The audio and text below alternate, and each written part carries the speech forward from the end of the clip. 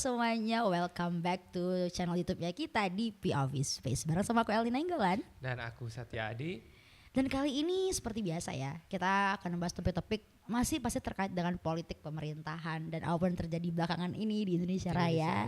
Ya. Sebagai salah satu bentuk cintanya kita sama negara kita. Oh yes, of course gitu kan. Tapi mungkin beberapa waktu lalu ini kita kebanyakan berita ini levelnya level nasional ya, pemerintahan nasional gitu ya kan, pemerintahan pusat ya kan. Memang sering kita bicara soal ya bagaimana gebrakan-gebrakan pemerintah gitu ya kan, pemerintahan Pak Prabowo dan juga Mas Wapres Gibran gitu ya kan ya. Tapi kali ini ada hal yang menarik sebenarnya. Semua orang sekarang lagi tertuju pada sosok KDM. Ya kan? Kang ya. Deddy Mulyadi ya, KDM. Yoi, ada yang bilang gini, culture Deddy Mulyadi. Dan dia kayak Gen Z sekarang ya emang itu sebegitunya, apalagi statement beliau kemarin kan ramai banget soal mau dikirim ke barak lah, yang dia ngobrol sama anak kecil itu. Emang dikirim di barak ya. At least walaupun kalau ngobrol sama anak kecil dan sebagainya yang katanya dia ada settingan dan sebagainya, kita menyampaikan hal itu. Tapi ini yang menarik karena Deddy Mulyadi ini dia viewers YouTube-nya sangat tinggi loh. Yes. Dia sehari bisa mengeluarkan konten sampai 2-3 konten tiap hari gitu. Kalah loh kita sama Deddy Mulyadi. I mean applause untuk timnya KDM ya. Kalian keren banget. Termasuk Mas Gibran juga kalah sama YouTube-nya. Kan Mas Gibran Deddy Mulyadi masih anyaran. Iya, masuk berapa Newcomers video. Dia, benar. Kita sampai belum ngikutin lagi dia udah episode keberapa sekarang? Sudah hilirisasi part 3 sekarang. Oh iya, jadi satu topik hilirisasi dia tapi banyak dia Mas ya. Part 2, part 3.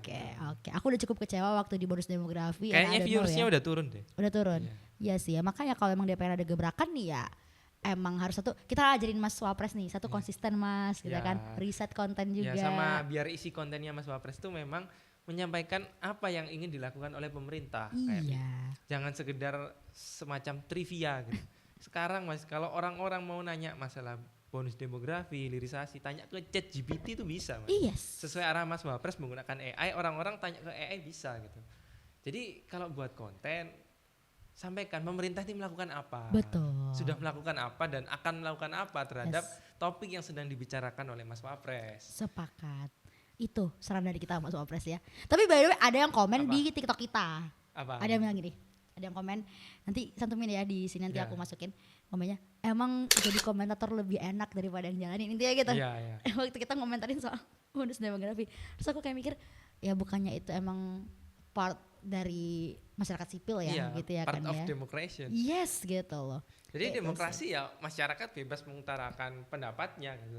Betul. At least pendapat diomong komentar ya memang kan orang berpendapat. Betul. Sesuai dengan platform kita kan POV kan kita ya point of view kita gitu. Terserah kita mau ngomong apa gitu. Betul. Tapi ingat juga kita kan ngomong bukan nonsense ya kan. Ada landasan-landasannya gitu. Bisa dipertanggungjawabkan lah apa statement kita. Lah gitu. Gitu sih. Jadi bukan opini-opini ngawur orang-orang enggak. Ya termasuk yang kita bahas sekarang masalah tadi kepala daerah kan. Yes, ya, betul banget. Kepala daerah. Bagaimana sekarang kepala daerah ini banyak yang berburu konten. Betul. Sekarang kalau ada akun medsos entar TikTok atau Instagram ya. Kalau kita lihat video itu banyak kepala daerah kayak sampai aku tuh nggak tahu ini kepala daerah mana gitu karena ada orang pakai baju.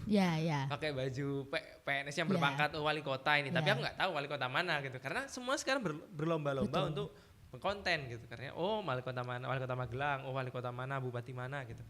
Satu tapi yang menurutku gak berlomba-lomba untuk konten. Apa? Sini Jatim. Aku ngerasa ya udah ya mungkin ibu punya stylenya sendiri. Sama kayak ini Jakarta kan juga jarang konten. Kalau Mas Pram mah menurutku dengan dia kemarin ngundang dan dialog sama Damkar itu dia mencoba narik atensi sebenarnya. Tapi menurutku gagal sih. Tapi dia bukan konten kreator ya. Ya, thank God gitu ya kan dia jangan beda lah, niatnya beda ya. Betul. Tapi yang penting kan walaupun jadi gini, aku pernah baca ya komentar orang gini.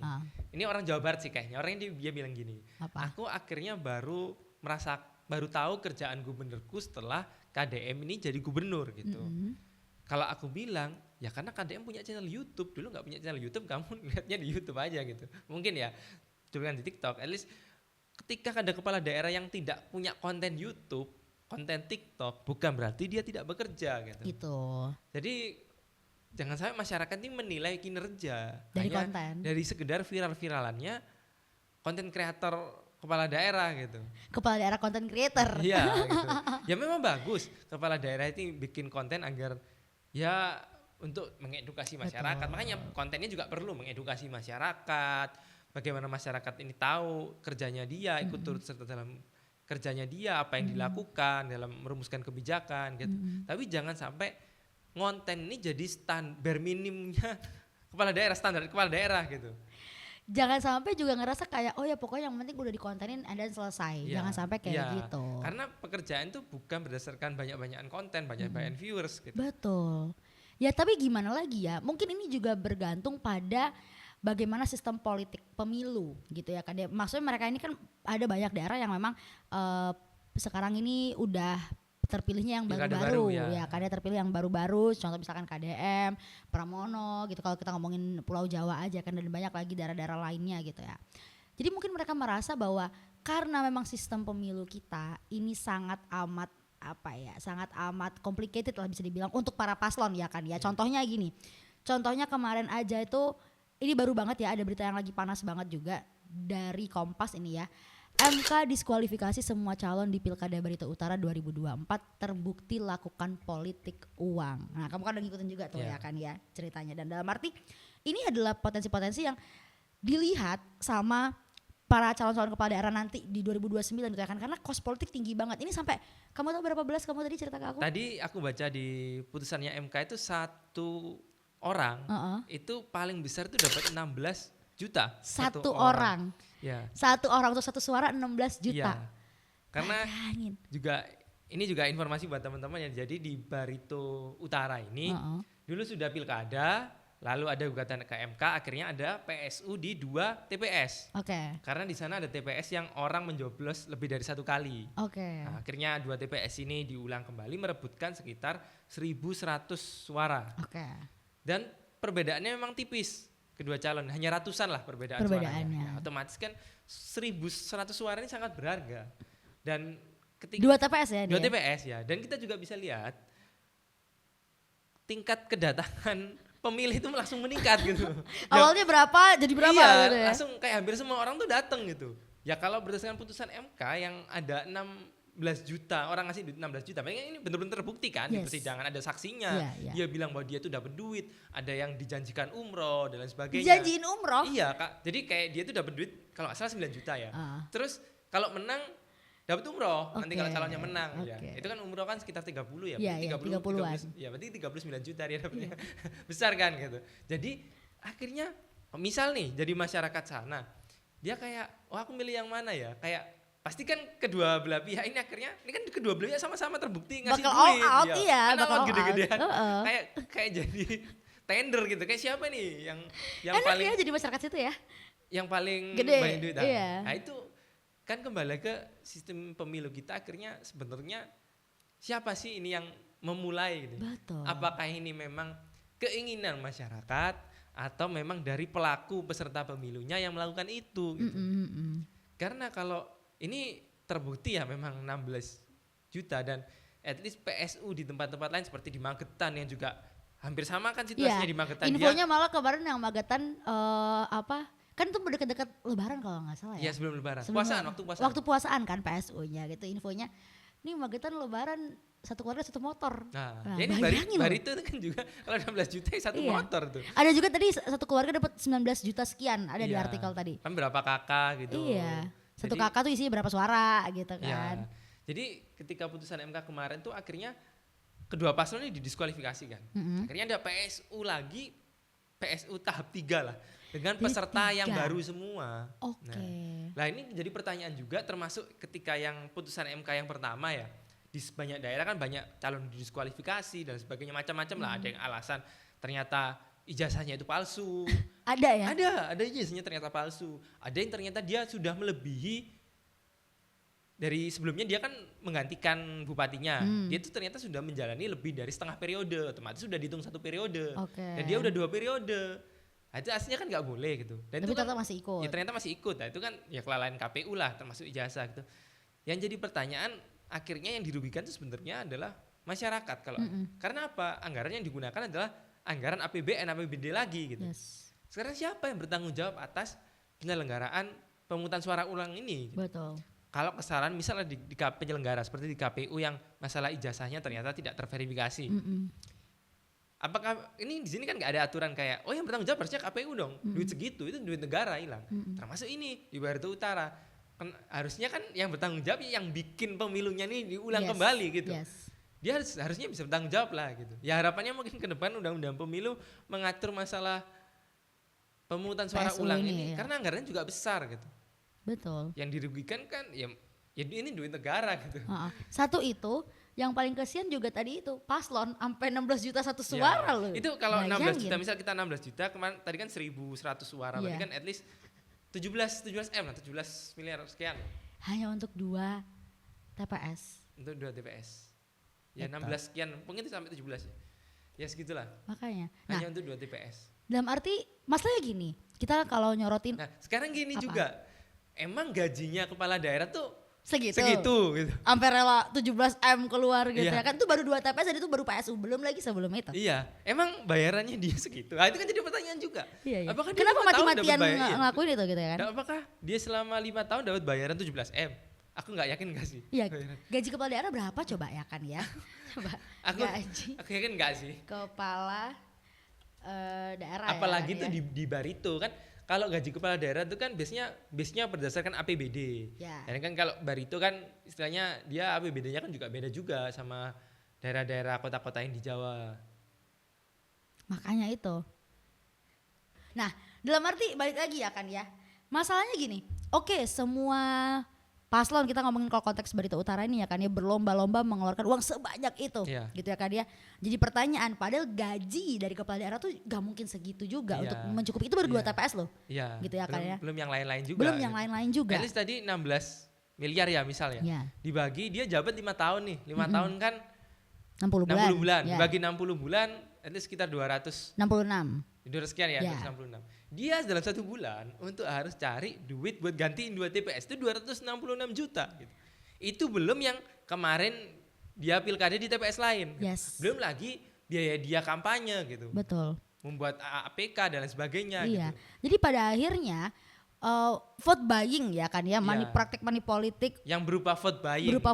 Ini. Kalau kata MK sekarang menggunakannya money politik dalam bentuk vote buying. Oke. So emang ada banyak lagi form lainnya dari money politik ini ya kan ya. Nah, maka dari itu baru case 2 TPS. Jadi vote buying ini berujung korupsi dong pada akhirnya, ya kan ya. Akhirnya kepala daerah harus dapat duit sebegitu banyaknya untuk balikin uang yang dia keluarin, gitu. Di mana dapat dari duitnya? Apakah memang kepala daerah ini kerja sosial gitu? Iya, harusnya. maka dari itu. Tapi gini, masalahnya tuh lebih besar daripada sekadar money politik, vote buying. Ini hal-hal yang dimaklumi gitu loh, lumrah, dianggap masyarakat tuh lumrah. Ya karena kemarin pilkada juga kan ada kayak masyarakat mana nggak ada serangan fajarnya gitu. Malah masyarakat tuh minta gitu ya kan ya. Tapi maksudku fenomena yang aku lihat juga adalah kebanyakan masyarakatnya juga komplain sama kepala daerah terpilih. Gitu loh. Betul. Kita nggak usah ngomong kepala daerah deh, kita ngomongin soal nasional aja ya kan ya.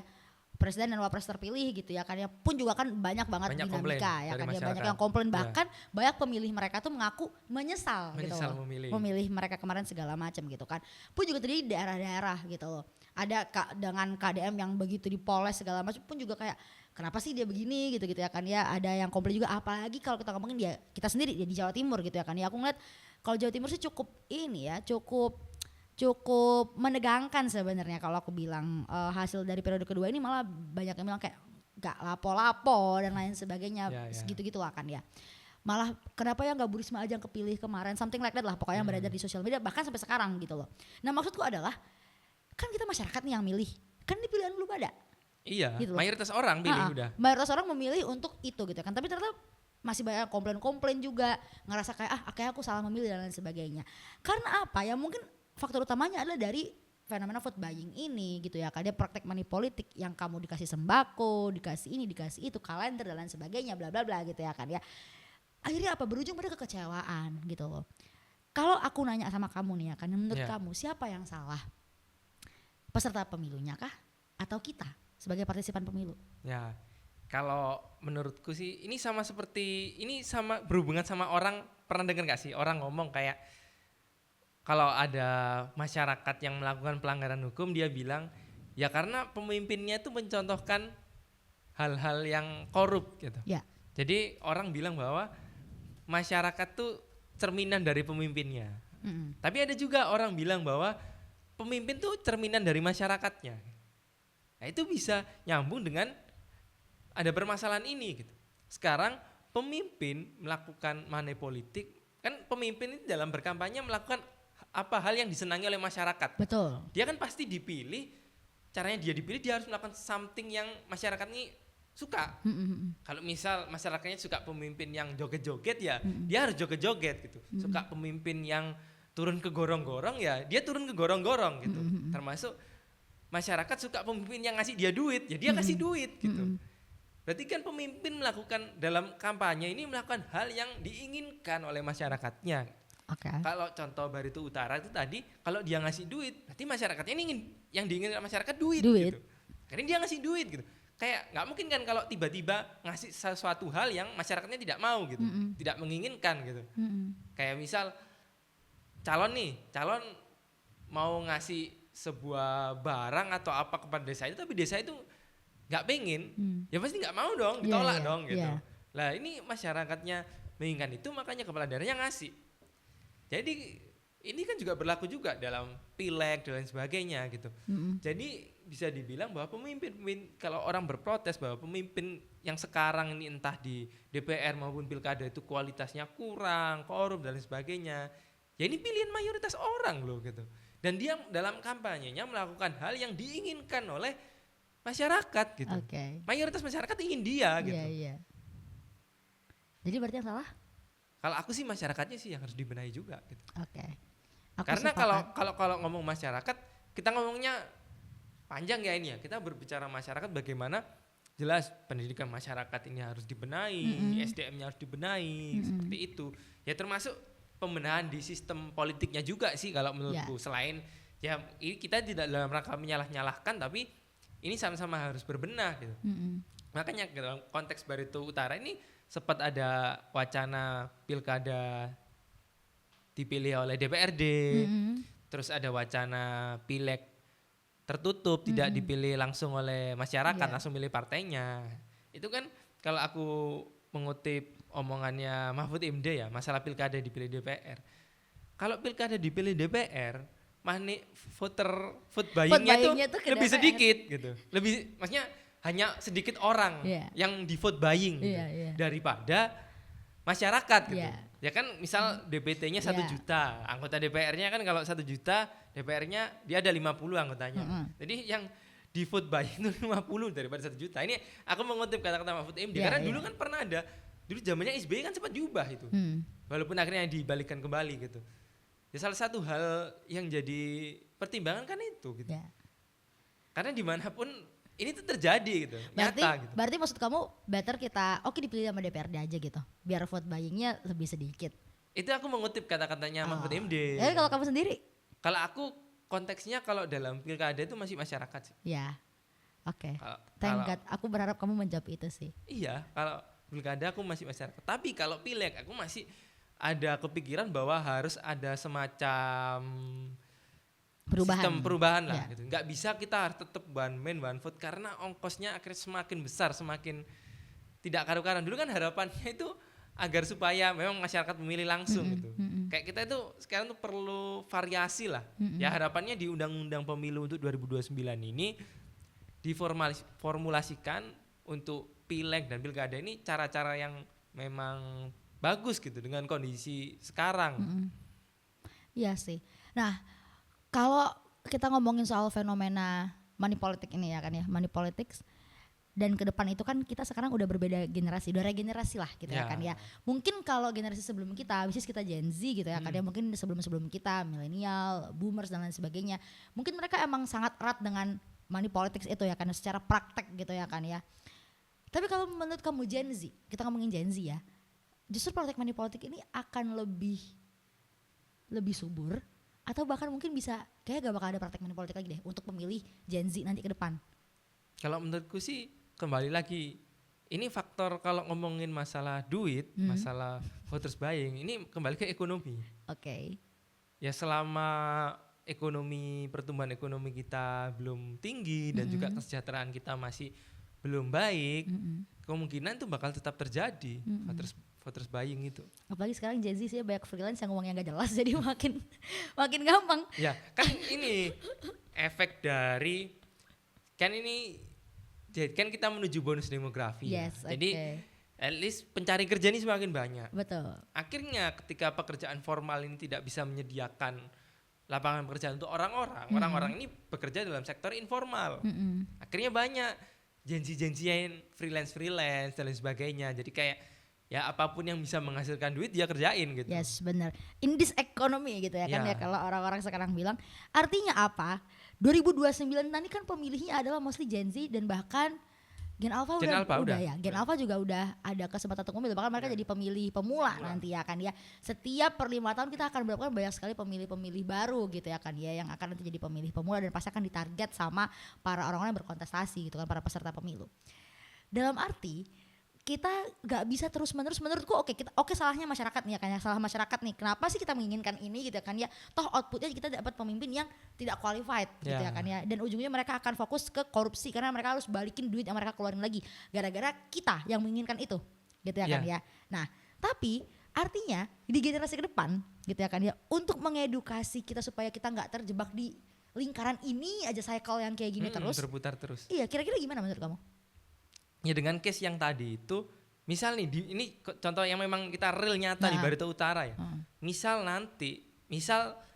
kepala daerah ini korupsi. Misal kemarin menang deh, nggak jadi diskualifikasi lah gitu. Dia melakukan politik uang, dia menang. Terus dia melakukan korupsi. Masyarakatnya harusnya nggak boleh protes dong. Ya kan? Ya, orang dia menikmati 16 juta. Oh iya, maksudnya at least dia tuh mengiyakan kelakuan yang melanggar hukum gitu. Iya. Sedangkan nanti pemimpin melanggar hukum ya bukan berarti tidak mau protes ya. Ya salahmu sendiri, kamu ngapain milih dia gitu. Dia tuh memulai untuk terpilih dengan cara yang tidak baik dan kamu mengiyakan. Kamu mengiyakan kamu approve terhadap itu gitu. Iya benar-benar. Artinya memang harus mulai dari kitanya yang emang gak mau. Harus dari masyarakatnya memang. Kalau menurutku memang harus dari masyarakatnya, tapi pemerintah memang juga harus turut serta ya bagaimana pendidikan masyarakat ini meningkat. Kita populasi sarjana kita masih di bawah 10% gitu. Betul. Ya kan ya. Nih, jadi gini, ada data survei penerimaan politik uang berdasarkan kelas sosial, ya kan ya. 15% responden dari kelas atas mengaku akan menerima uang. 19% dari kelas menengah menyatakan hal yang sama, 29% responden dari kelas bawah menyatakan akan menerima uang gitu ya kan. Artinya apa? Semua kalangan tuh bakal mau lo nerima politik balik uang. Lagi masalah ekonomi kan. Yeah. Misalnya dikasih duit 16 juta, dia kalau penghasilannya, tapi kalau 16 juta susah sih ya. Sur, lu mau gak dikasih 16 juta tapi suruh nyoblos orang gitu? Ya dia kamu mau nggak? Kamu mau nggak? Kamu 16 juta nih ya coblos gua. Kalau aku ya, karena aku punya penghasilan, aku enggak. Oke, kayak 16 juta doang. Iyalah, ngapain mempertaruhkan dengan hal-hal buruk ini. Iya. Tapi karena aku punya penghasilan. Iya. Ini kisah aku punya penghasilan, tapi kalau aku nggak punya penghasilan nggak mau jawab sih, karena aku enggak. Karena takutnya salah, takutnya nggak relate ya. Karena nggak relate gitu. Iya.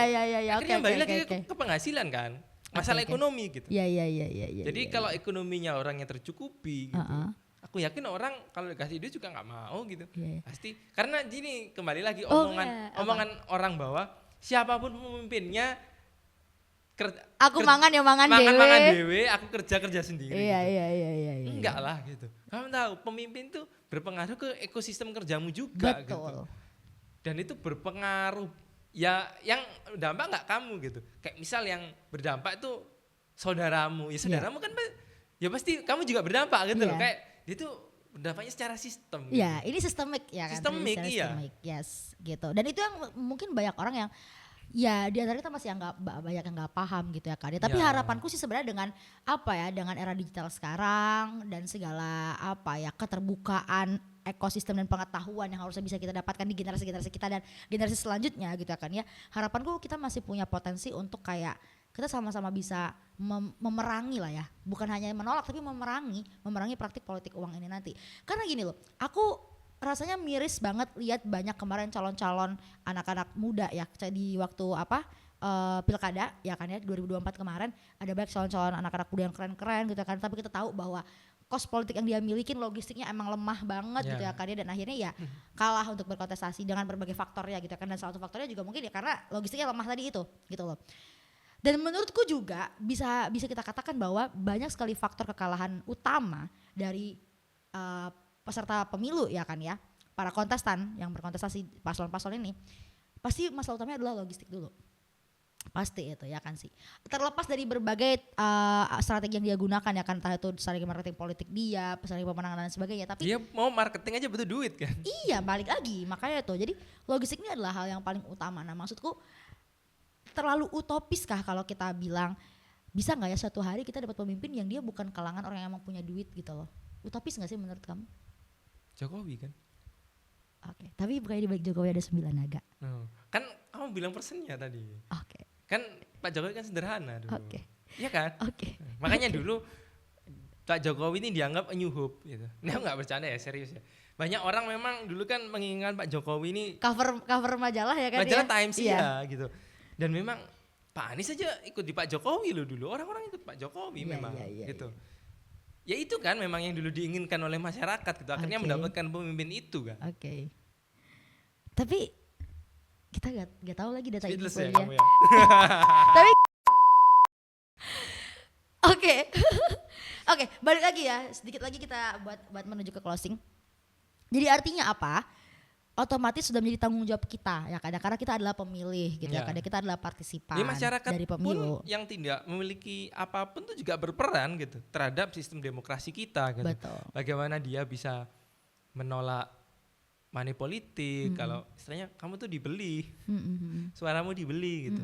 Kayak bagaimana bisa memerangi itu. Jadi kalau orang misal nih ada masyarakat dalam satu daerah dia tidak mau menerima duit gitu, otomatis kan kepala daerahnya nggak ngasih duit. Iya, iya. Kayak udah satu daerah ini satu kelurahan gitu ya kan, ya kayak kita tidak menerima amplop dalam bentuk apapun gitu ya kan ya. Amplop dan barang. Barang gitu ya kan. Jadi kita nggak mau, pokoknya kalau dia nyebar kita blok langsung gitu ya kan ya. Tapi menurutku ini yang apa aku tadi belum sempat bahas juga. Selain dari peserta pemilu ya kan dan juga pemilih, ada juga unsur penyelenggaranya. Ya betul. KPU, Bawaslu gitu kan. Bawaslu kan banyak tuh jajarannya sampai ke bawah-bawah gitu kan untuk mengawasi jalannya pemilihan umum ini gitu kan ya. Nah, pertanyaannya segamblang itu loh masyarakat tuh nanya waktu kita zaman pemilu dulu ya pasti kayak misalnya kampanye nih ya kan, bantu-bantu kampanye, Bu nanti pilih ini ya, ini segala macam. Ya amplopnya dulu mana gitu ya kan ya. Nah, dalam arti kita yang orang awam aja tuh menemukan hal seperti itu. Masa iya sih?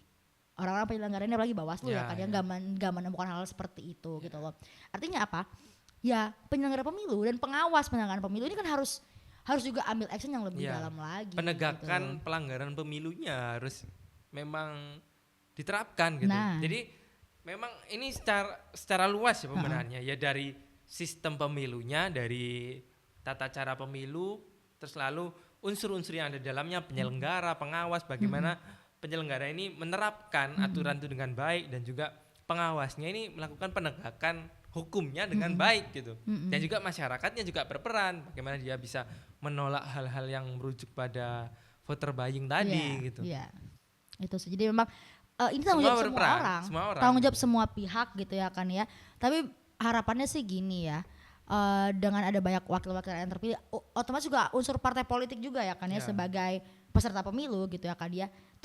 Salah satu tugas utamanya dari partai politik itu yang juga diamanatkan di undang-undang gitu ya kan ya, bahwa mereka memang harus menjadi salah satu tonggak utama untuk pendidikan politik gitu loh bagi kader-kader dan juga masyarakat luas gitu. Nah itu kewajiban dari partai politik. Nah maksudku kalau misalkan memang partai politiknya juga fokusnya cuman ya kekuasaan aja gitu ya kan ya, bahkan kita ngomongin parpol sekarang itu udah berlomba-lomba ngomongin 2029 padahal ini masih 2025, dalam arti lu udah buat apa dulu nih, kebijakan apa dulu yang udah lu bikin gitu ya kan dia. Tapi sekarang udah pada fokus menuju ke sana, memang waktunya yang sangat singkat ya kan ya. Sekarang 2029 itu udah di depan mata gitu ya kan ya, bagi parpol pasti itu wajar. Tapi kan maksudnya harus punya kesadaran lebih dan sensitivitas lebih tinggi lagi terkait dengan pentingnya, urgennya permasalahan money politik ini loh gitu. Dan peran mereka untuk mengedukasi masyarakat supaya ini kan menguntungkan mereka juga. Semakin masyarakat bisa kita edukasi untuk tidak tergiur dengan politik uang, kan mereka lebih dikit kos yang dikeluarin. Iya, tapi masyarakatnya nggak mau gimana? Ya kan Tapi kembali aku lagi. yakin there's always apa ya, jalan lah, selalu ada jalan lah gitu ya kan ya. Ya. Kalau memang orang-orang yang mampu dan berwenang untuk itu, kompeten dan punya will yang tinggi, gitu sih menurutku. Ya berarti solusinya apa supaya kita nggak terjadi money politik, kesejahteraan ekonomi masyarakatnya harus jadi nomor satu. Ya. Nah itu aja berarti. Jadi gimana masyarakat, bagaimana pemerintah gitu ya kan ya bisa fokus ke sana, biar kita nggak muter-muter di itu aja. Kan lu sendiri yang boncos banyak duit yang keluar, bayangin aja 2 TPS 17 miliar, gila kali ya kan. Sedangkan pemerintah saat ini, pemerintah pusat ketika melakukan program, banyak tidak melakukan program yang secara sistemik gitu. Dia itu membuat program yang direct Langsung. Iya, langsung duit penunjukan keluar. langsung Penunjukan gitu duit. ya kan ya. Nah, dan juga jadi concern juga ketika pilkada ya. Banyak, ini juga nyambung juga mungkin terkait dengan masalah Bu Kofifa tadi ya. Orang-orang itu jangan sampai berlomba untuk menampilkan diri yang baik agar terpilih lagi di periode selanjutnya gitu. Ada kan orang gini, kayak aku mau bekerja dengan baik di masyarakat karena aku masih mau maju lagi di periode selanjutnya. Nah, kalau Bu Kofifa ini mungkin ya tidak terlalu terlihat, mungkin Bu Kofifa karena sudah periode kedua gitu. Tapi masa dia nggak prepare buat nanti 2029? Ya itu dia bahasan yang lain ya. Oke. Karena kalau aku lihat yang kelihatan banget tuh Mas Emil deh. Di Jatim. Dia prepare-nya untuk Jatim. Iya, kan kelihatan banget maksudnya. Kalau orang-orang kan kayak emang itu tahta yang emang lagi dia kejar. Tapi kalau Bu Kofifa masa nggak tergiur naik ke level nasional lagi? Ya nggak tahu lah. Ya, nggak tahu ya. Tapi kalau lihat itu kan orang-orang berbicara, dan menurutku juga ya, kalau orang mungkin ya sudah periode kedua udah tidak ada yang ingin diujar, ya. nggak ada yang ingin dikejar ya sudah kan. Iya. Nah, itu kembali lagi mindset kepala daerah, jangan sampai mindsetnya itu biar aku kepilih ke periode selanjutnya. Ya, pencitraan aja gitu. Atau biar aku nanti bisa naik kelas jadi gubernur gitu. Sebelumnya aku kepala daerah tingkat kota kabupaten, aku ingin naik ke tingkat provinsi gitu. Jadi mindset pejabatnya itu juga harus diubah gitu. Yes, pada intinya kita berharap dengan segala polemik money politik ini tadi, ini tanggung jawab semua pihak untuk bisa sama-sama memerangi ini.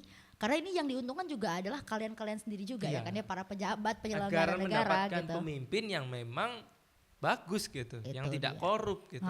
Dan selain kita butuh pemimpin yang tidak korup, kita juga butuh pemimpin yang tidak hanya ngonten aja. Ya betul. Itu dia. Jadi, dan jangan sampai kepala daerah mengkonten itu jadi standarnya kepala daerah. Jangan gitu. sampai. Jangan sampai. Karena ya mending duit konten, kalau kata Deddy Mulyadi kan duitnya kan duit dia sendiri. Ya, gitu. ya.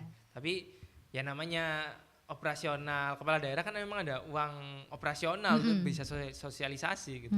Kasihan daerah-daerah yang mungkin secara APBD-nya kurang gede gitu. Kalau harus kayak orang-orang dianggap kerjanya itu karena ngonten gitu. Kayak banyak lah yang harus dikerjakan daripada lakukan itu. Nggak apa-apa, memang sewajarnya saja. Era sekarang ya kan. Tapi harapan kita tadi itu ya, kita butuh the real kepala daerah, bukan kepala daerah rasa content creator. Iya betul. Gitu. Kalau POV kalian gimana, boleh banget komen di bawah.